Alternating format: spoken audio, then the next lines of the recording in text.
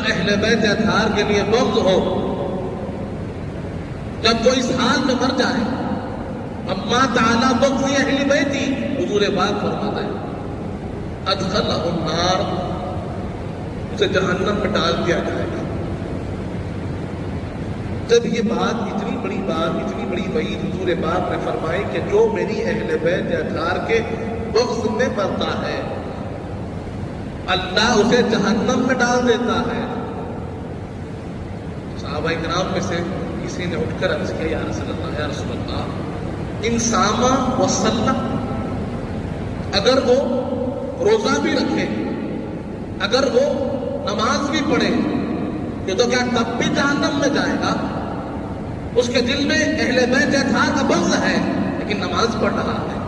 اہل بیت اطہار کا بغض ہے روزہ رکھ رہا ہے، اہل بیت اطہار کا بغض ہے عمل کر رہا ہے، تو کیا اس بغض سے اہل بیت کی وجہ سے اس کا کوئی عمل کام میں نہیں آئے گا؟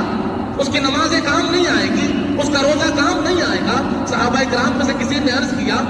حضور پاک نے فرمایا ساما وصلہ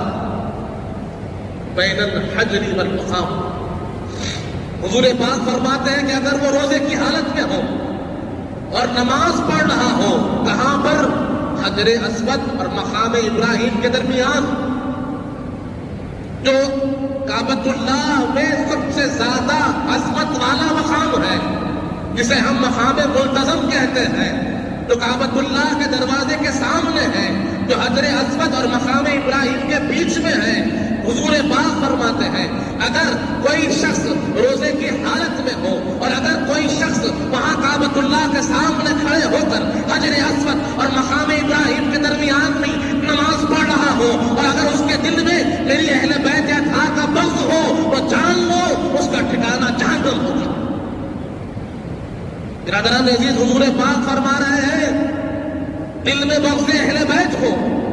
اور بیت اللہ کے سامنے کھڑے ہو کر بھی نماز پڑھے گا تو رب ذوالجلال اس کی نمازوں کو قبول نہیں کرے گا، اس کے روزوں کو قبول نہیں کرے گا۔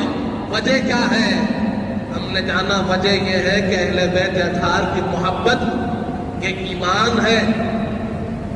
لازم ایمان ہے۔ جس کے دل میں محبت اہل بیت نہیں، اس کے دل میں ایمان نہیں، اور جس کے دل میں ایمان نہیں اس کا عمل معتبر نہیں۔ برادران عزیز، تو جاننا چاہیے کہ بغض اہل بیت کو لوگ آج چھوٹی چیز سمجھتے ہیں۔